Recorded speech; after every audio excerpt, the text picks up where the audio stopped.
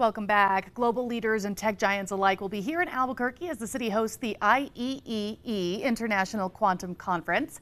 New Mexico has been heavily involved in the science of quantum computing, even going so far as to millions of dollars into a new quantum studio.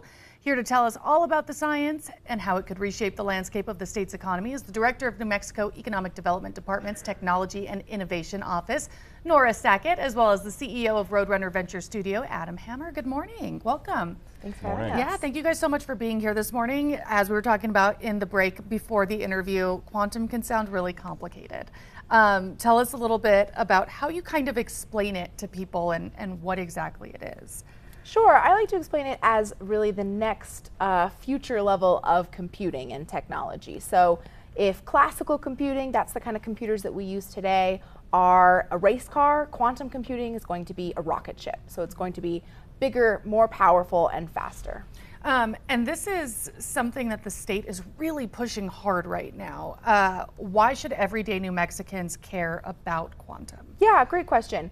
Quantum technologies really builds on a lot of unique assets and strengths that New Mexico has because of our national labs and our research universities. And so we have this unique opportunity to build on those strengths by building companies here, attracting companies, really taking advantage as this industry is growing really rapidly to create jobs, create careers for New Mexicans, and also grow the tax base as we work to diversify our economy. And this week we're hosting the Quantum Conference, and it's the world's largest quantum conference.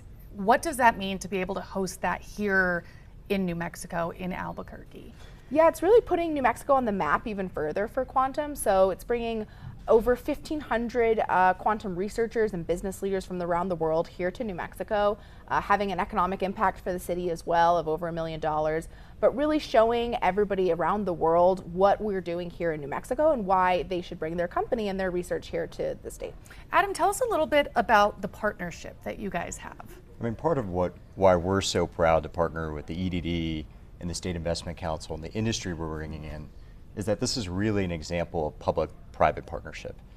We have industry working hand in hand with national labs, with university, with state government to build jobs here, to build new companies and to attract new companies. We're really excited about that. We're building some infrastructure that we hope will lower the barriers to entry for new startups to exist here in New Mexico and to scale. And Nora, you were mentioning earlier that New Mexicans should really care about this because of the impact that it could potentially have on our state's economy.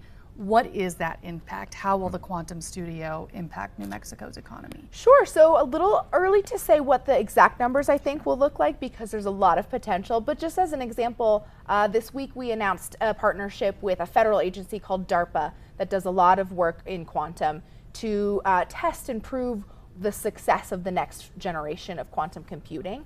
And so the state is going to be providing matching funds that are going to unlock up to $60 million spent by the feds here in New Mexico to create jobs and accelerate this technology. So it's tens of millions of dollars, and the quantum industry is projected to reach hundreds of billions of dollars in the next 15 years.